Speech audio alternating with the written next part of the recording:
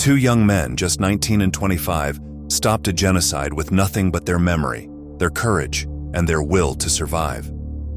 Auschwitz was a place no one escaped from, a place built to erase people from the world. But Rudolf Vrba and Alfred Wetzler did the impossible. They didn't just run away, they ran with a mission: to reveal the atrocities they witnessed inside the concentration camp to the outside world. New York, Vrba, The reasons for escape. Yes. Well, it was my intention to escape from the first moment when I have seen where I am. But at that time, it was particularly urgent because I knew that all was prepared for the murder of 1 million Jews from Hungary. And because it was close to Slovakia, I thought that it would be possible to give the warning. As a result, these two single-handedly saved 200,000 lives. Let's see how. In today's episode of Light's History, Auschwitz was not just a prison, it was a death machine built to trap, break, and kill. Between 1940 and 1945, over 1.3 million people were sent there. At least 1.1 million were murdered, most of them Jews. The camp was designed to be escape-proof. It had double fences made of barbed wire, charged with 400 volts of electricity. Concrete slabs were buried under the fences to stop prisoners from digging tunnels. A neutral zone of gravel, 3 meters wide, lay inside the fence. Anyone who stepped into it could be shot on sight. Guard towers stood every few meters, manned by SS soldiers with machine guns.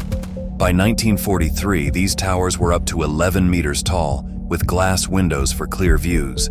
A concrete wall was added to hide the camp from nearby roads and to make escape even harder. Inside, prisoners were watched not just by guards but by fellow inmates called kapos. These kapos were given special treatment in return for keeping others in line. Punishments were brutal and often fatal. The camp's layout was also deceptive. The main gate bore the cruel slogan, "Arbeit macht frei," work sets you free. But for most, there was no freedom, only death. Trains brought people directly into Auschwitz to Birkenau, where many were sent straight to gas chambers. Escape was nearly impossible. Out of at least 802 escape attempts, only 144 were successful. The rest were caught or killed. The Nazis made sure everyone knew the price of escape. If one prisoner fled, others might be executed in retaliation. This threat kept many from even trying. Auschwitz was built to crush hope. Its design, its rules, and its terror made escape seem impossible. Yet against all odds, some did escape. Their stories are rare but powerful, showing that even in the darkest places, courage can shine through. One of the bravest were two young men that were transported to the camp in 1942. Before we move on to the next section, please don't forget to subscribe if you liked the video so far. Rudolf Vrba was just 19 years old, and Alfred Wetzler was 25 when they were deported to Auschwitz in 1942. Both were Slovak Jews from Trnava. They arrived in cattle cars, packed tightly with others, unsure of what awaited them. Upon arrival, they were tattooed with numbers. Vrba became 44070, and Wetzler was 29162. They quickly learned that Auschwitz was not just a labor camp. It was a place of systematic murder. They witnessed mass killings, gas chambers, and crematoria. They saw trains arriving daily, filled with Jews from across Europe, most sent directly to their deaths. Vrba worked in the Canada section, sorting belongings of those who had been killed, while Wetzler was forced to extract gold teeth from corpses. By early 1944, they learned that the Nazis planned to deport Hungarian Jews to Auschwitz. This knowledge compelled them to act. They decided to escape and warn the world. They studied previous escape attempts and devised a plan. Their plan was meticulous. They learned from previous escape attempts and devised a strategy to hide in a woodpile located between the inner and outer fences of the camp. This area was less guarded, especially at night. With help from fellow prisoners, they prepared a hiding spot within the woodpile. To mask their scent from guard dogs, they used a mixture of tobacco and gasoline, a trick they learned from a Russian prisoner of war. On April 7, 1944, they slipped into their hiding place. For 3 days, they remained motionless, enduring hunger and fear as the Nazis searched for them. They knew that after 3 days, the search would be called off, assuming the escapees had died or were lost. During their time in Auschwitz, Vrba and Wetzler had gathered detailed information about the camp's operations. They memorized the layout, the process of mass extermination, and the arrival schedules of transports. They knew that the Nazis were planning to deport Hungarian Jews to Auschwitz, and they felt an urgent need to warn them. Their preparations included gathering civilian clothes and supplies with the help of other prisoners. They planned their route carefully, aiming to reach Slovakia and inform the Jewish council there. Their goal was to provide a detailed report that could be shared with the world, hoping to halt the deportations and save lives. On April 7, 1944, Rudolf Vrba and Alfred Wetzler put their daring escape plan into action. They had prepared a hiding spot within a woodpile located between the inner and outer fences of Auschwitz-Birkenau in a construction area known as Mexico, Section B3. This area was less guarded, especially at night. To mask their scent from guard dogs, they scattered tobacco soaked in gasoline around their hiding place. At 2 p.m., they crawled into the hollowed-out space. Fellow prisoners helped by replacing the planks to conceal them. They remained hidden for 3 nights and 4 days, enduring hunger, thirst, and the constant threat of discovery. The camp authorities launched an intensive search, deploying guards and dogs. After 80 hours, the search was called off, assuming the escapees had fled the area. On the night of April 10th, they emerged from their hiding place and began their journey toward Slovakia.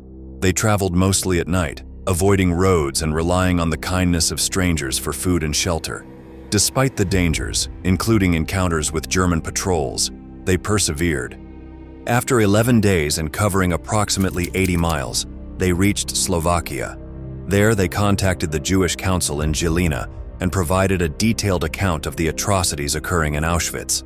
After their perilous escape from Auschwitz, Rudolf Vrba and Alfred Wetzler reached Žilina, Slovakia, on April 21, 1944. There, they met with members of the Slovak Jewish Council, including Oskar Krasniansky, who helped them document their harrowing experiences. Over the course of several days, they compiled a detailed 32-page report, later known as the Vrba-Wetzler Report.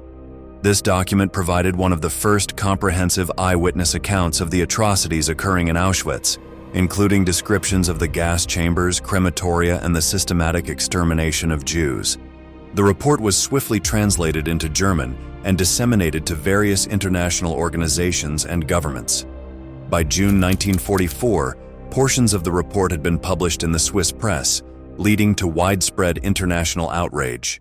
Prominent figures including Pope Pius XII, U.S. Secretary of State Cordell Hull, and British Foreign Secretary Anthony Eden condemned the Nazi actions. This global pressure influenced Hungarian Regent Miklos Horthy to halt the deportation of Hungarian Jews to Auschwitz on July 7, 1944. The cessation of these deportations is credited with saving approximately 200,000 Hungarian Jews from certain death. While the report could not reverse the immense loss already suffered, its impact was profound, demonstrating the power of truth and the courage of individuals to effect change, even amidst overwhelming darkness.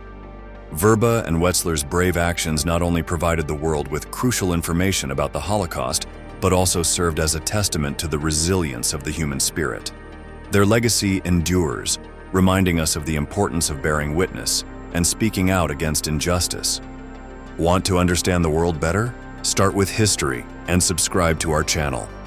Rudolf Vrba and Alfred Wetzler's escape from Auschwitz in April 1944 was not only a remarkable act of courage, but also a pivotal moment in Holocaust history. Their detailed report on the atrocities committed in the camp provided the world with crucial information about the Nazi genocide. After the war, Rudolf Vrba, born Walter Rosenberg, pursued a career in science. He studied chemistry and biology, earning a doctorate in 1951.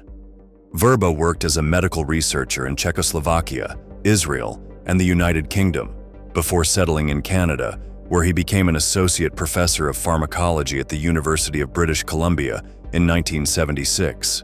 Vrba remained committed to educating the world about the Holocaust. He testified at the Nuremberg trials in 1946, and provided evidence for the trial of Adolf Eichmann in 1961.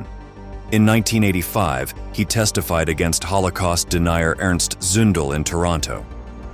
The legacy of Vrba and Wetzler endures to this day. In 2024, Slovakia issued a commemorative silver coin marking the 80th anniversary of its report. The coin features their prisoner numbers and symbolizes their courageous escape. Their story has been depicted in documentaries and films, including the Auschwitz report, ensuring that future generations understand the importance of their actions. Who do you think was worse, Hitler or Dr. Mengele? Let us know in the comments below. Here's another video history buffs enjoyed watching. Bye for now.